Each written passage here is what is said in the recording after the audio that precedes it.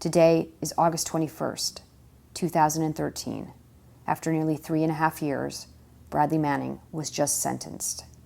My name is Alexa O'Brien, and this is our interview. Bradley Manning was convicted of 20 offenses and just sentenced to 35 years. What is your reaction?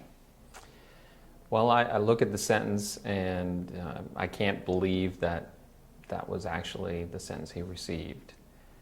Anyone who sat through the hearing, heard all the evidence, even in the closed sessions, there's not evidence there where you would think 35 years would be the appropriate sentence.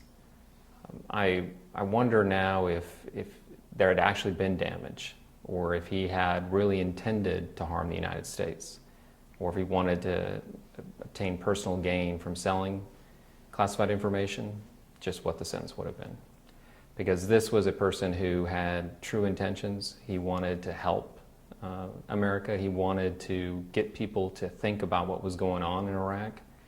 And he didn't have an evil motive in what he did. You heard from the sentencing his background, his story, and yet that was the sentence he received. And how is Bradley Manning? Interestingly, he was the person who had probably the most cheerful mood afterwards. There were a lot of people who were very upset. He said, "Hey, it's okay, it's all right. I know you did everything you could for me. Don't cry, be happy, it's fine. This is just a stage in my life. I'm moving forward. I will recover from this." So it was odd that I wasn't the person who was trying to comfort him. It was just the opposite. My sense, I don't know Bradley Manning, but my sense is that he's grown up through this court-martial process. He is actually quite a strong character in the courtroom, and he is, and I've described him as being incredibly earnest. I really think, it's the best way I can describe the sort of sense of sincerity that I get from hearing him testify. What's your sense of Bradley Manning? How have you seen him grow through this process? Oh, he definitely has matured. When I first met him 3 years ago, it was a young man who, still very idealistic, but when he had to explain certain things of what his thought process was, he had sometimes trouble articulating how he was feeling. It was clear he had these feelings, and it was clear he was sincere, but he couldn't really talk about it. He also wasn't a person who really knew how to connect with others, because he was so used to being judged. So even though he was very caring, he would have difficulty whenever you got onto a personal level with him. I think over the years, the 3 years that I represented him, I've seen all those barriers break down. He is not just a client, he's a friend. And to see him mature over the last 3 years gives me great hope for him in the future. And that's really why I believed an appropriate sentence would have been one that got him back to society sooner rather than later, because he has so much to offer. He's really somebody who in life didn't have a lot of opportunities, didn't have a lot going for him, and in spite of that, he turned out to be the type of person that he is, somebody who puts people first, who cares about people, even when these people don't care about him. And that's the amazing thing when you see what he does. His conduct really does back up his beliefs. Let's talk about what 35 years means, the sentence, because a lot of people are talking about mitigating factors, like, for example, the Clemency and Parole Board. In realistic terms, what does a 35-year sentence look like to you? Well, he'll have several opportunities to lessen that time. Because it's more than 30 years, he'll be eligible for parole after 10. And so that'll be the first time they'll look at him for parole, and then every year thereafter he'll get a look. From my perspective, he would be an excellent candidate for parole because he's not a risk of recidivism. He's not going to have access to classified information, clearly. His crime was not violent. It was not for personal gain. He has no antisocial personality problems. So this is a person who could be put in society today and be fine. So my hope is that at the 10-year mark, which he gets time credit for the time that he served, so really that's 7 years from now, roughly, that he would be somebody who is paroled. Every year thereafter, if he's not granted parole, then he has another hearing. Although that's not my specialty, I'm going to make it my specialty, and I'll be there in 10 years. Great. Or actually 7. Yeah. And this would be part of time off for good behavior? Is that what you're talking about, or separate from parole? Separate from that. So when he goes into confinement, he will get 2 dates. They will figure out his maximum release date and his minimum release date. So the 35 number really doesn't mean that's the number you serve. You'll get 2 different dates. And he'll find that out within the first week that he's there. He'll convey that to me. I'll make sure that that's accurate, and then I can give some more information as to the possible release dates for him. I really want to talk to you about this case because this case has been obscured from the public, from closed sessions, not having a public access to court documents. And before we get into sort of aspects of the case, I want to ask you, how has the way the government has prosecuted this case or Manning's conviction been unprecedented? Well, I think that for starters, you go with an offense of aiding the enemy. And that offense really is unprecedented. When you look at how that was used in the past and how the government tried to use it in this case, they had to go back to an 1800s case to even make an argument, a colorable argument, as to why you would go after somebody who gave information to a journalist and say that they aided the enemy. That is an unprecedented aspect of this case. Not only there, but in every other charging decision that they made, they pushed the envelope of, and even strained, any realistic reading of what the law is. And yet, they seem to not have a problem with that. It was almost a win-at-all-costs mentality. And I think that ultimately will be something on appeal that will get reviewed. And perhaps at that point, Brad will get some relief, even on appeal. Now, Manning wasn't convicted of aiding the enemy. Do you think that the fact that it stood up as long as it did in the prosecution sets any kind of precedent?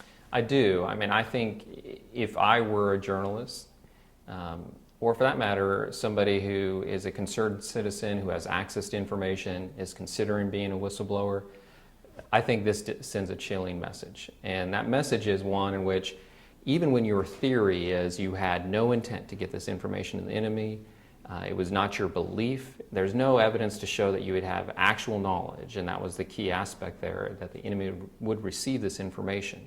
And yet, you're going to be charged with this. It's going to survive motions to dismiss, even after the government's presentation of the evidence, which then it became clear they had no evidence. It survived a 917 motion, which is a motion to dismiss based upon a failure of proof. That to me was amazing. I could not believe that the offense survived that long, and it does send a chilling effect and chilling message to anyone who may think about releasing information for the betterment of America, or any journalists who might think about receiving that information. Because it's not a far step to go from the person who gave it to the person that received it, the journalist. And I think recently with Glenn Greenwald's significant other being stopped, I think if Glenn was with him, he would have been stopped as well. I think that is an indicator that just because you're a journalist, the government is not going to turn a blind eye to the fact that you're part of that process. Is Manning aware of the Snowden releases and current events around that? He is, and every morning we give him what's called the early bird. In the military, it is a collection of all news stories of any significance of the day, broken down by region of the world and stories of interest for the United States. That's the intel analyst in him. He has an insatiable appetite for information. So we kept him appraised of everything. So he was fully aware of what was going on with Snowden, what was going on in the world. Has he ever, are you aware of his thoughts or feelings around that issue? I can say that having that occur during the trial had its pros and cons. Pros being at least the press became now aware of the case again and started paying attention to the case. And obviously the cons were that WikiLeaks was somewhat involved with Snowden, at least getting him to safe passage, and concern of how that might influence perception of Bradley Manning. Do you think that the Snowden leaks were on the judge's mind? I don't know. I would find it hard to believe that she's shielded herself from all news and information during a 3-month trial. So obviously she never would mention that to me, but I'd find it hard to believe that she wasn't aware of Snowden. Snowden came up in a closed session. I know that because in the next day in the open record, there was a discussion of one diplomat talking about causal effects. And then the judge actually talked about Snowden very, very briefly. So that's correct. And in that aspect, it was some information to suggest that countries who might have forgotten about the leaks of the diplomatic cables now, because of Snowden, would remember that. So you're correct. She was at least aware that there was something else that happened in the world regarding Snowden. I want to talk to you about the espionage charges because a lot of the press focused on aiding the enemy because it was such a grave charge. But here we have Manning convicted on 6 espionage offenses or Espionage Act offenses. Manning was convicted on probable harm at trial. And it wasn't really until the sentencing phase that we got to really discuss if there was any damage at all. Right. So I wanted to ask you just sort of point blankly, did these disclosures damage national security? Not from my perspective, no. And that's the other difficult aspect of this case. We would expect to see some damage that they could articulate, given the amount of information. Understanding the type of information, and that information usually would not have something in there that would be harmful, given that most of it's dated. It's looking backwards instead of forwards. The one exception might be the diplomatic cables. So I fully anticipated seeing something that even I, from my perspective, would have to say, yes, that is damage, and that's going to affect his sentence. But we didn't see that. And didn't see that in the open session, did not see that in the closed session. And so because of that, that's another reason why I have difficulty accepting the outcome in this case. Do you think that issue of the lack of damage will come up on appeals? I don't know if it will. We certainly have created a good appellate record, though. I think there are plenty other issues that are going to get second-guessed and looked at. So I don't think the lack of damage will be an issue, no. But from outside of the appeal standpoint, from just the American public looking at it, I hope there comes a day where even those people who believe today that there was damage from this see that that's not the case. And if they see that and they believe that, because time has gone by and we can all see now this has not caused damage, that they start to question the initial cries from our government of the sky is falling and that Bradley Manning and others have blood on their hands. Let's talk about what the government presented. How would you characterize the evidence that the government presented at sentencing, the aggravation evidence? How would you describe it? Speculative. I'd say it's pure speculation. They got individuals to come up who were so-called subject matter experts in their field to essentially espouse their personal opinion as to some potential harm in the future. When asked to give concrete, specific examples, something where we could say, okay, this person was hurt, or this person was harmed, or God forbid, this person was killed, none of that came out from any of these witnesses. And because of that, that really kind of changed our position on what we wanted to try to do in our sentencing case. Initially, we were thinking on offering the damage assessments from the respective agencies.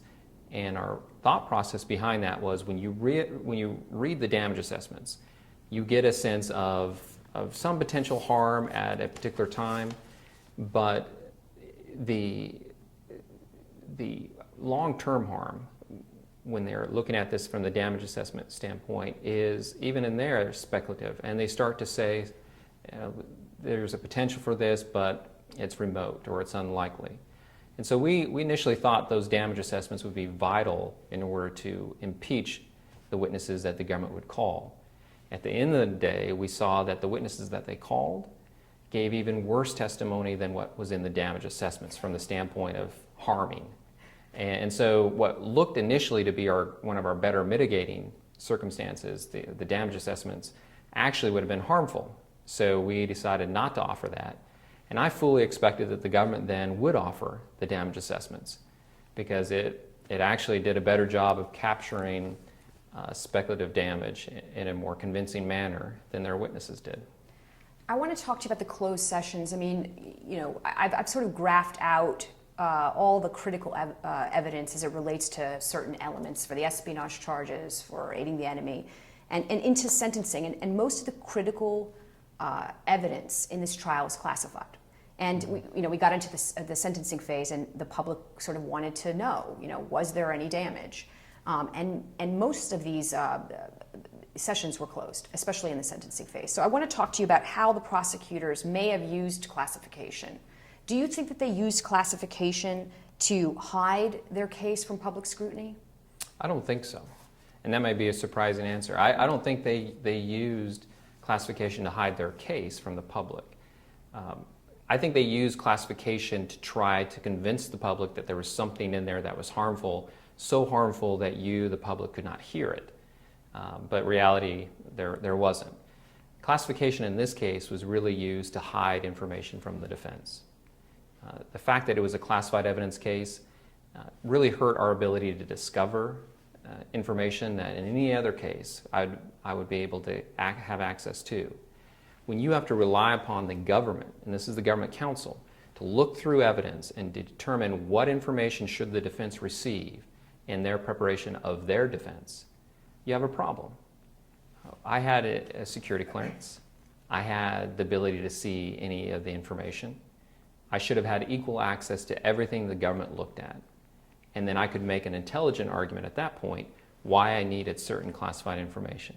Instead, I had to rely upon a trial counsel whose job obviously is not to look after the best interests of PFC Manning, to look through information and say, no, you don't need to know this. This is not going to be helpful to your defense. I am certain that there was classified information that would have been helpful to the defense that we did not receive. You sort of answered my next question, but I'm going to ask it in a little bit of a different way. Do you think that there's any information that you know of, or it doesn't even have to be classified information, that if it were known more widely by the public or understood by the judge, would have affected Manning's sentence or even his conviction in a favorable manner? I think so, and I think that is the type of information that in any other case I would have the ability to go search for within the government's records. I am confident that there are government members who talked about the SIGACs, the detainee assessment briefs, the cables, and said, this stuff is not harmful. It's embarrassing. It might put us in a bad light, but long-term effects, not so much. And I'm confident that that stuff exists, and yet I never had access to that. And had I had access to that, and the judge saw that, maybe that would have influenced her to come to a more reasonable sentence. Okay. I want to talk about declassification now, because here we have roughly 700,000 charged documents, and all of them are still classified, although they're widely available on the internet.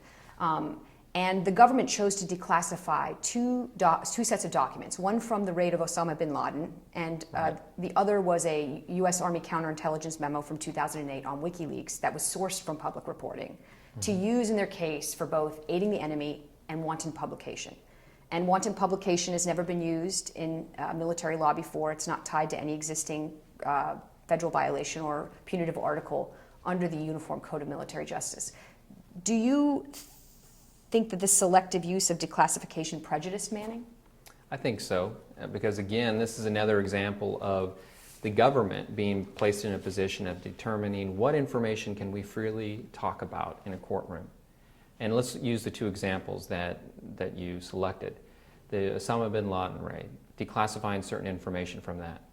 Is there any doubt why you would do that? You would certainly do that in this case so that the information gets out to the public, that Osama bin Laden had information that was leaked to WikiLeaks. That's the only reason you wanted that to get out, to influence how people perceive PFC Manning in this case. Now, with regards to the second document, the ASIC document, this was the Army's counterintelligence report, how they viewed WikiLeaks as a threat. The defense asked on multiple occasions to declassify the information charged in this case.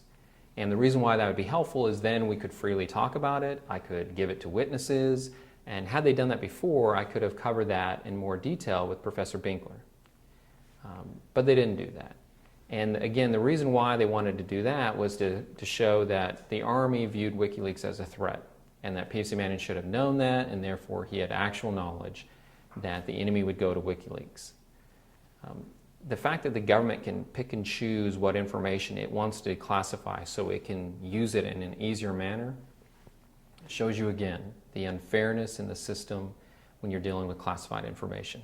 And Mr. Benkler was Professor Yochai Benkler, a defense witness who testified for defense against the aiding the enemy charge. And he testified about the networked Fourth Estate, and he's from the Berkman Center for Internet and Society at Harvard. I want to talk to you also about, before we get into a couple other things, I want to talk to you about how political the choice was for what they charged.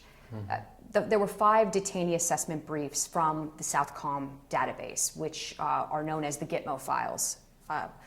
And 3 of those, I mean, you can't tell me what they are, but it's pretty clear from public reporting and from defense testimony that they're likely the Tipton 3. So without asking you that directly, can you tell me, in your opinion, do you feel that what the government charged was a political choice? I think that might be giving them too much credit, to be truthful. I look to try to see some rhyme or reason in what they selected for the 793 offenses. At the end of the day... The espionage offenses. Exactly, the espionage offenses. At the end of the day, though, looking at it, I couldn't come to a rhyme or reason for why they would select certain things. There was, with regards to the detainee assessment briefs, many of the ones that they charged, the 5 that they charged, were found on PFC Manning's computer. So that would be kind of a logical connection. The other documents, though, that they selected, conceivably, you would think, would represent the absolute worst examples for the government of damage. Like, this is the smoking gun for damage. And yet, none of them, in my opinion, showed any damage. So why they would select those, I don't know. I should say, just to sort of, for the public, that the Tipton 3 are 3 UK citizens who were released from Guantanamo Bay after no charges, no trial, and they do make anti-Guantanamo Bay documentaries, and the government considers them terrorist recidivists for these documentaries. Throughout the beginning of the discovery process and the motions part of the trial, there was an attempt by defense to get communications between Russell Travers, who was a senior official at the National Counterterrorism Center, who was picked essentially to be the National Security Staff Senior Advisor for Information Access and Security.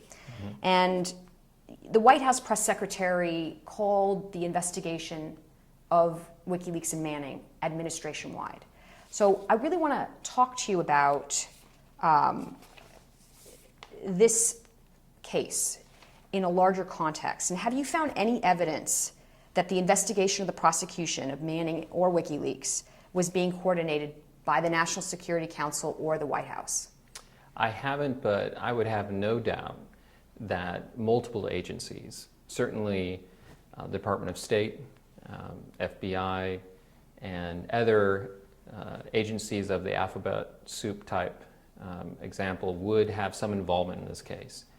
It was clear that every day we had a group of people behind the prosecution that just sat there. Occasionally they would pass notes to the trial counsel. Obviously I don't know what was on those notes. During some of the breaks I would walk up and introduce myself, say, "Hi, I'm David Coombs, how are you, and what do you do for a living?" And they would never answer that question. So from my perspective, clearly there were outside influences, and it would explain why the government did take the position that it did of essentially win at all costs. They never deviated from pushing the envelope, where I would think a trial counsel who's really kind of concerned about not only getting a just outcome, but having that outcome stand up on appeal, takes certain steps to eliminate appellate issues. In this case, the government was never concerned about any of those. Let's talk about what you just said in terms of, you said that there were definitely other interests around this prosecution. Can you tell me what you think those are, or what purpose the trial counsel's case or objective was in this military prosecution beyond punishing Bradley Manning or deterring other people from following in his footsteps? Sure. I think you don't really have to look any further than the 2008 ASIC, the Army Counterintelligence Report, to get the answer to that. It was important that once the government found a whistleblower, somebody who was leaking information to a journalist, to make an example of them.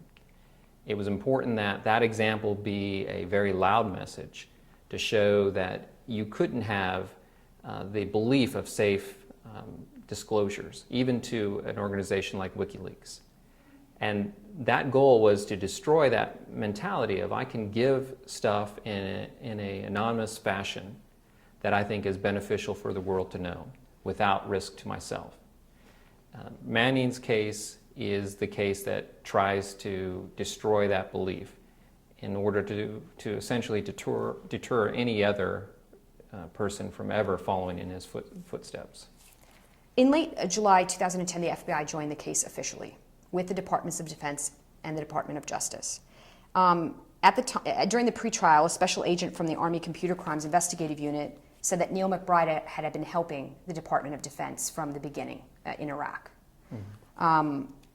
And McBride, of course, is in charge of the grand jury that's impaneled investigating civilians in this case, including the founders, owners, and managers of WikiLeaks. That's what the special agent said at the pretrial. A few weeks after the FBI joins the case, Colonel Stephen Henley, who is appointed the president of a Guantanamo Military Commission, designates a lifelong Department of Justice prosecutor to be Bradley Manning's investigating officer at his Article 32. On the first day of that, Article 32, which is like a military form of a grand jury, you asked him to recuse himself, and he didn't. Amanza eventually refers all 22 charges, including aiding the enemy, to a general court-martial for Bradley Manning. Do you still believe that the way in which the government has prosecuted this case, in addition to deterring whistleblowers and destroying any kind of sense of trust between a media organization and a whistleblower, do you think that the way in which the military prosecuted this was to actually plea your client out? I don't know if it was necessarily to plead my client out. You would expect, if that were the goal, that you would have a reasonable government on the opposite side offering a reasonable outcome to the case. When I first came on to this case back in 2010, I knew many of the key players from the government side. And at that point, rather foolishly, I had the optimistic belief that I could obtain a very favorable outcome for Bradley. Reality, though, set in pretty quickly after that. They were not interested in pleading the case, certainly not when they made the offers to us of what they would support. Those offers were so far out in the stratosphere that even today's outcome looks outstanding compared to what they were offering us. So from my perspective, I don't believe they ever wanted to plead this case. I believe they wanted to make an example of PFC Manning. Wow. How important was it to defend Bradley Manning against the Guarani airstrike video, which was a video of a May 2009 airstrike or cluster bombing in the Farah province of Afghanistan? Manning was found not guilty of this charge. The government came forward with trying to assert a November transmission date. Mm-hmm. It was pivotal to our defense that the judge did not believe that PFC Manning was working for WikiLeaks, because he wasn't. It was pivotal for our defense that the judge did not believe that he started to do his leaks in November of 2009, because he didn't. The government wanted to show that he started at that time frame for their argument that within 2 weeks of coming to Iraq, he turned his back on his soldiers, his fellow soldiers, and went to work for WikiLeaks. That could not be further from the truth. The reality of the situation was nothing happened in November. He did find out about WikiLeaks, like a lot of other people, when they released the 9/11 pager messages, and he paid attention to WikiLeaks at that point. He did go on to IRC chats and spoke with other people both working for and with WikiLeaks, and other people who are just interested in WikiLeaks. And he found fellow like-minded people there that could talk about issues of not only computers and programming, but also important issues that are important for the world to be discussing. And that's the December timeframe. So in January is the first time that he actually discloses anything, and that's the SIGACs, the Significant Activity Reports. From our perspective, it was pivotal that the judge believed that, because had the judge believed that he went to work for WikiLeaks in November 2009, I think the chances of being found guilty of aiding the enemy would have been significantly higher. Did public statements by U.S. government officials affect the treatment of Manning or influence the handling or outcome of this trial? I think they certainly impacted the treatment of him. You know, if you go back to the time when he was at Quantico, you have the president prior to that saying that PFC Manning broke the law. You also have the president saying, I've been briefed as to his conditions. I've been assured that they're lawful. And he essentially blesses off on the conditions that PFC Manning was held in. Well, reality, even with the judge that we have here, the reality of the situation, she found that to be unlawful, how he was being held. Certainly, the Marines at Quantico, when they hear from the commander-in-chief that they're holding him in a proper fashion, that certainly impacts his treatment. They took the perspective there that they were not going to have anything happen to him on their watch, and the best way of assuring that was to hold him in his cell 23 hours out of the day and essentially deprive him of the very basic rights that a detainee should have, especially when they haven't been found guilty of anything. So certainly the treatment has been impacted. I think also from the trial perspective, yes, it impacted how this case was tried. I've tried over 100 court-martial cases. I've gone against trial counsel that, in my mind, are unreasonable. But there's always been someone in that process that's the voice of reason, the voice of common sense. And in this situation, there was no one. And the reason why is you had a group think and a group buy-in as to what they were doing.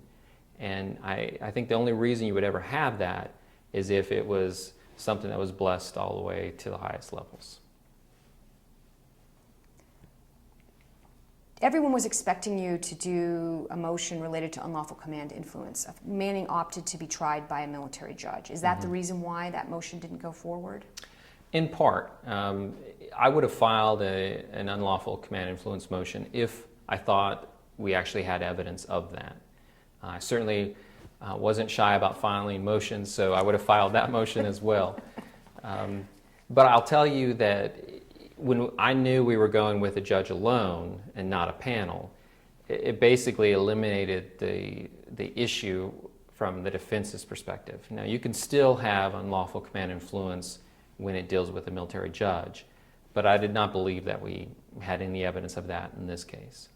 Let's talk about the choice to go by military judge. In the pretrial record, there was evidence of the government basically objecting and blocking to defense putting questions in or additional questions in to determine the bias of any potential panel member towards gays in the military or towards transgendered people. Was there a sense that Manning could get a fair trial with a panel? I would say no.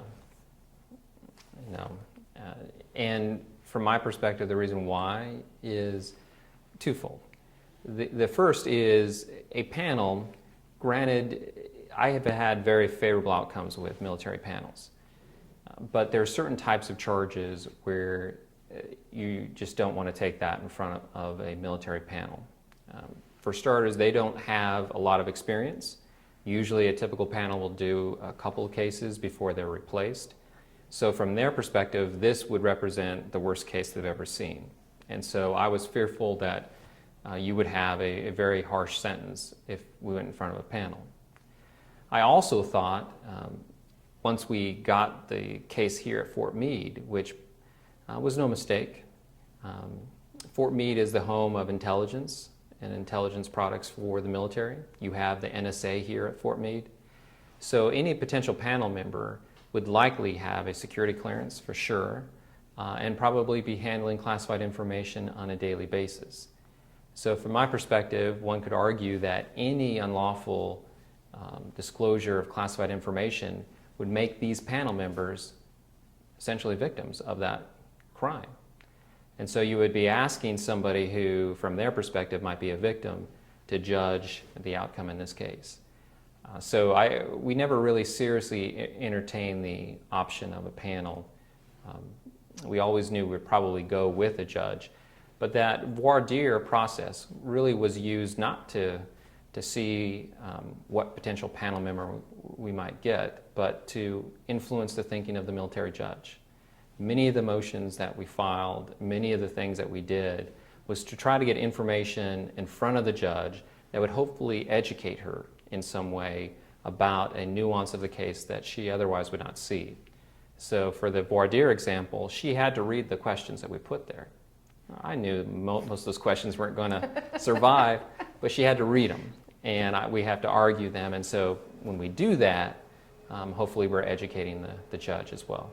This is probably not, I totally knew you were doing that when Captain Tuman stood up and asked the military judge whether or not he could look for discovery on SIPRNet as it related to the Computer Fraud and Abuse Act. Right, and that actually shows, again, an aspect of unfairness in this case. The government counsel can certainly get on SIPRNet and look for information that might be helpful to their case. Are they doing that for us? No, they're not.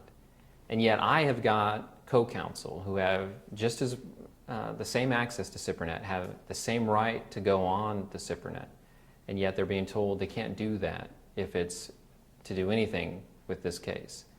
Again, shows you where the government, because of its classified evidence case, really gets to put one hand of the defenses behind their back and force them to fight with one arm.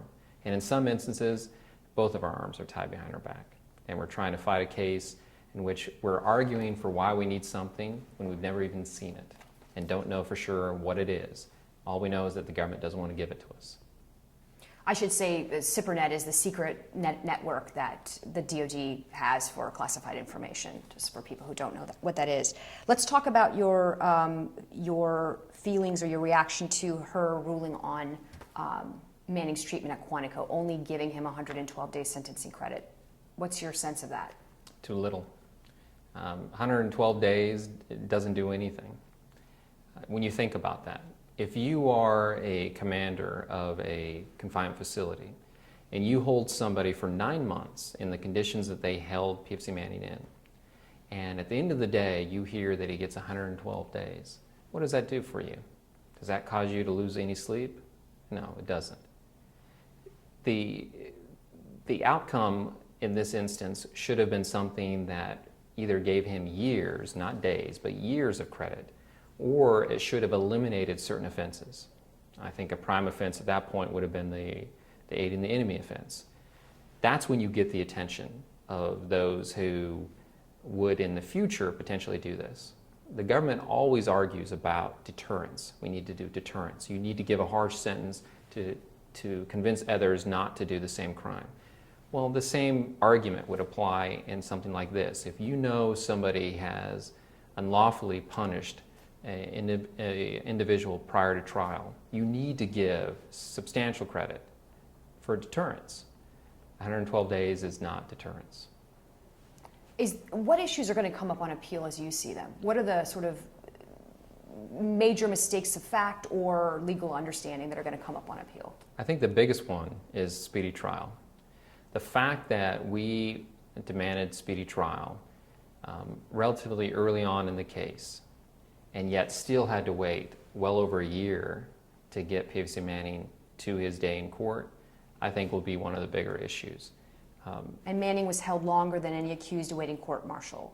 To my knowledge, yes. And when you look at the speedy trial issue, the government avoided that problem by just simply going to the first level commander and asking for him to just say, I'm going to exclude this time.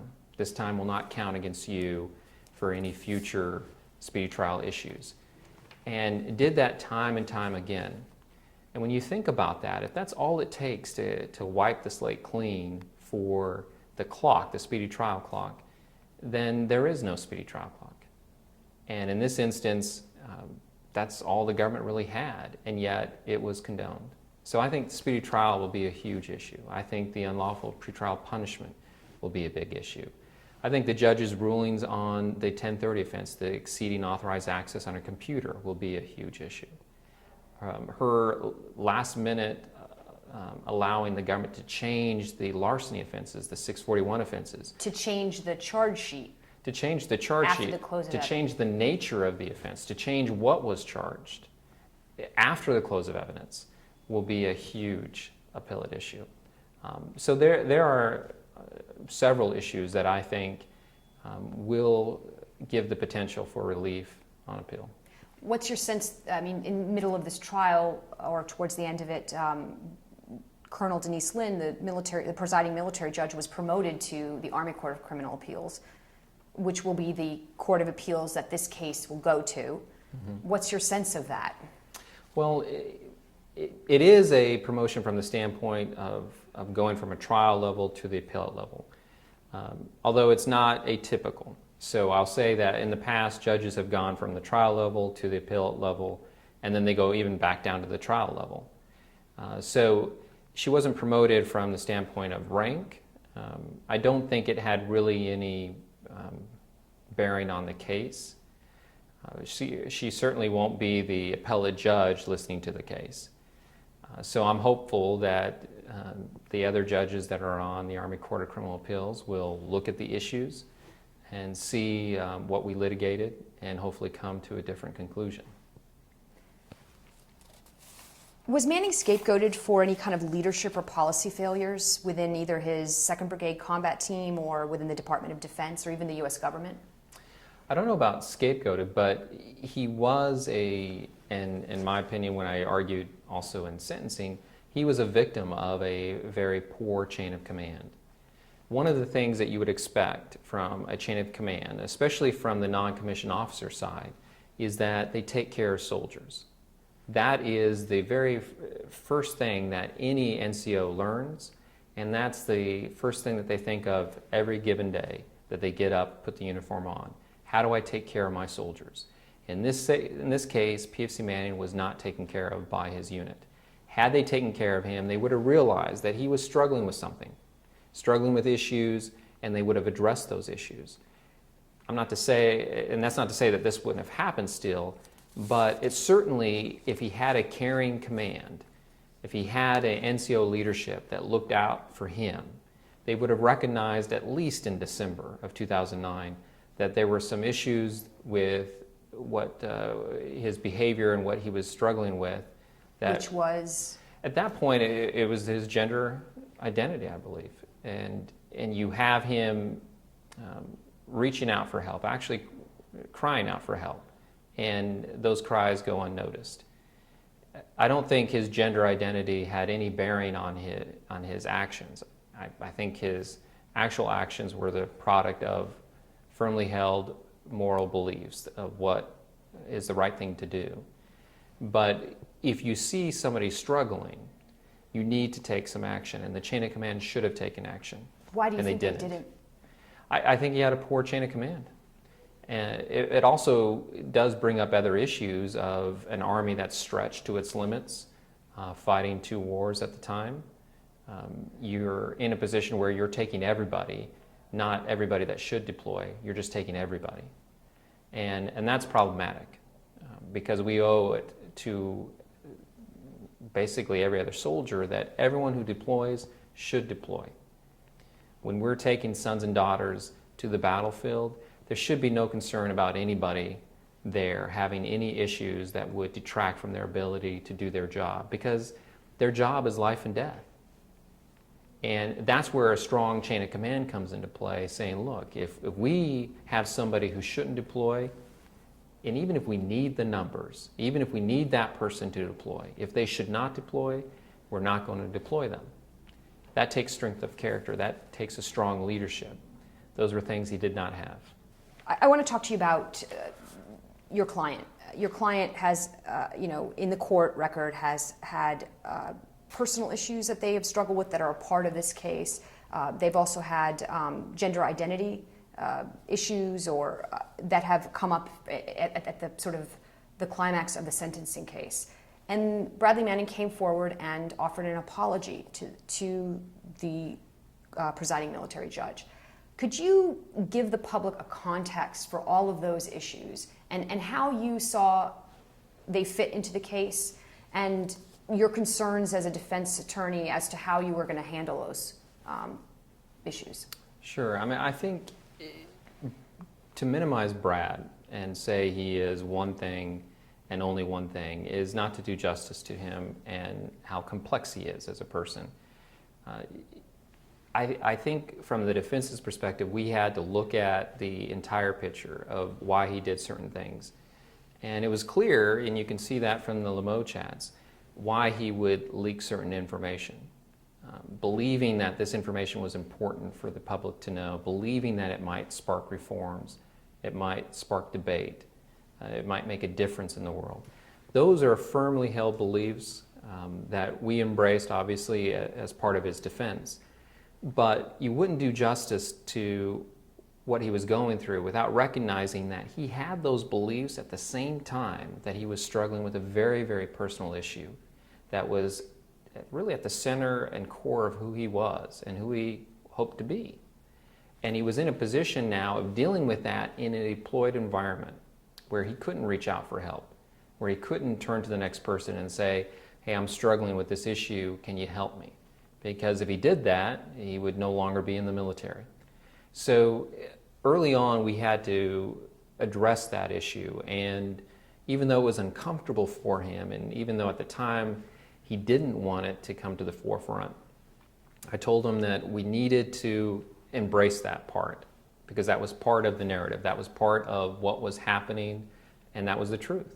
And we needed to bring it out. But at the same time, we also really wanted to make sure that people knew that we weren't offering that as an excuse. We weren't saying that because of the struggles, he chose to leak this information. Because of his personal issues, that led him to share information with WikiLeaks. The two are not related. But because they happen at the same time, it's important to understand that because that provides context. And certainly, as we all know, when you're under a lot of stress and when you're under a lot of pressure and when you're dealing with personal issues, that does affect your judgment. That does affect how you might internalize things. And so I think it had an impact on him. It didn't cause him to do his actions, but it was important from the defense's perspective that the military judge got that full picture. And our hope was if she got that full picture, she would understand that who she was sentencing was a good young man, a moral young man, a man with probably one of the stronger moral compasses of what is right and wrong. And he has that compass in spite of his childhood, in spite of his upbringing, in spite of how other people treat him. And this is the type of person that you have in front of you. How did other people treat him? Well, you have people treating him as essentially a pariah, as an outcast. They recognize from the beginning he doesn't fit the typical mold. And so he has very little friends.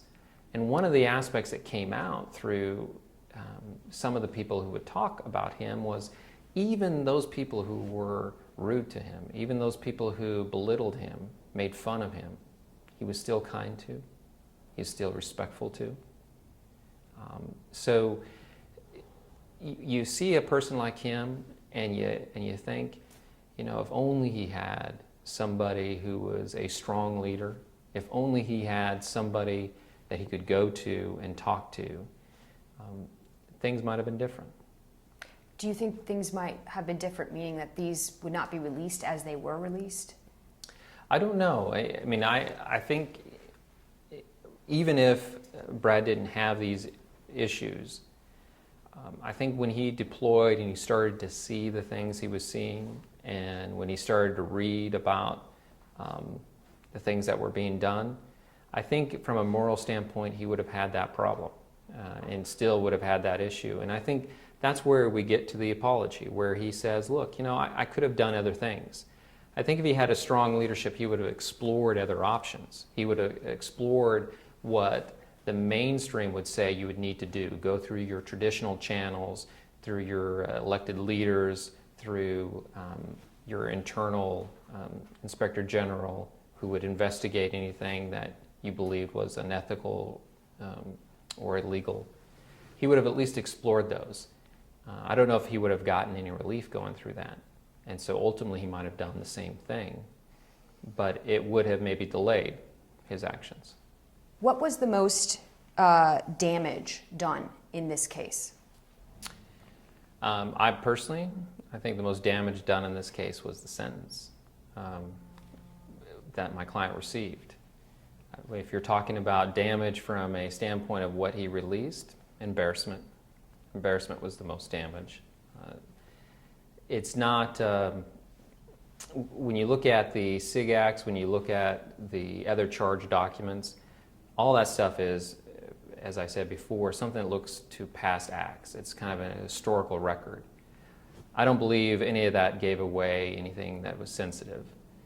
The diplomatic cables, on the other hand, I think the damage there was an embarrassment of having other people see that we don't always do the right thing for the right reasons as the United States, which might come as a surprise to some people. You would think that when we deal with other countries, when we deal with people who are less fortunate than our country, that we're doing so in a way that helps everybody, that's in everyone's best interest. But that's not always the case, and in fact, frequently we do things that are in our own national interest. And sometimes that is to the detriment of people who are struggling to have what we have here in America, a democracy, a free and open press. And that's a little disheartening when you see that. And I think that's probably the biggest damage, because if people actually look to these documents, they will see that we don't always do what we should do, and we are not always the country that we should strive to be. What drove Manning to release these documents? I think what he was seeing and the amount of time that he had to deal with this. If you're in a deployed environment, which I have been several times, you have nothing else but your job, and perhaps going to the gym to work out, to eat, to sleep, then you go back to your job.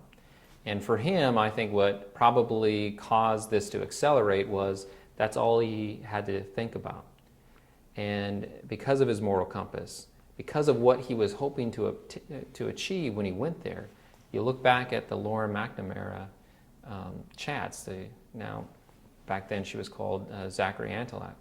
But you look at those chats and you see a young man hoping that when he gets there he can make a difference. He could hopefully save lives, hopefully get people back safely. How disheartening it must have been when he got there to see that that really wasn't always the mission. And we didn't always just kill bad people. Sometimes we just killed people because they were in the wrong place. And no one asked questions. And no one investigated to see, did we do something wrong? And when we did do something wrong, we didn't come forward with that information. We didn't readily admit the mistake, say we're sorry, and show how we're going to prevent this from happening again in the future. We owe that to the American public. We owe that to the publics that we go to protect and to help them build a good country. And yet we didn't do that. And so for Brad to see that, I think that probably is what accelerated his belief that the public needed to see this information. This is my last question for you. You have said in the past that the court-martial is the best, most fairest courtroom for Bradley Manning. Has this trial and your experience through it changed your perspective on the military justice system? It hasn't changed my perspective on the justice system, but what it has done is it has brought to the forefront, for me at least, problems with our justice system, things that need to change. And the first thing that needs to change is Rule for Court-Martial 806. That's the rule that prevents cameras from coming into the courtroom. We need to change that rule. We need to have cameras in the courtroom. We need to have the media have access to see what happens at every moment inside the courtroom. Hopefully this could be aired on C-SPAN or some other network where the average public person could tune in and see what is going on in a court-martial. And the reason why I think that's important is majority of the things that happen in this trial, I don't think would have happened if you had the eyes of the public firmly fixed on it. And in this case, especially, if you had cameras in the courtroom, you would have had more media. You would have had journalists there. You would have had Nancy Grace, I'm sure, would have been live from Fort Meade every day talking about this case. It would have been on the front page of newspapers, and people would then see for themselves what I know, and that is there's a good young man who received 35 years, and he didn't need to receive 35 years. There's a good young man who did what he thought was morally right and for the right reasons, and he was sentenced the way we would sentence somebody who committed murder, the way we would sentence somebody who molested a child. That's the sentence he received. So yes, I still believe military justice is fair. I still am very proud to be a member of the military. But I can recognize where there are problems. And the cameras in the courtroom, we need to have that. We need to change that aspect of the system. And then secondly, classified evidence cases. The rules are not balanced. The government has too much power over what is discoverable, over what will be shared, or over how things are given to the court and not to the defense. Those rules need to change. Also in this case, you get a situation where I'm asking for witnesses that are clearly relevant. I'm asking for people to come testify that would be beneficial to my client, and yet I have to go through the government to ask for that. I have to get their permission. And when they deny it, then I have to go seek relief from the judge. That's wrong. We shouldn't have that aspect of the system. We should have equal access to witnesses, the ability to bring them in without having a trial counsel say yes. Did Bradley Manning receive a fair trial? I think Bradley Manning received a trial in which people look at it and say, I don't think so. And that's really the question that people should be asking now. Did he receive a fair trial? In my perspective, from his legal representation, I would like to think he received a fair trial. But I have to admit, when you look at this and you see the outcome and you see what came out, it would be hard for somebody to say that this was fair. And at the end of the day, whether or not it's fair, perception is what matters. And the perception is no, he didn't receive a fair trial. And that should be problematic for people. That should be problematic for our military, and hopefully that'll be problematic for the President of the United States, and he'll do something about it. Thank you so much. Thank you. Thanks. Thank you.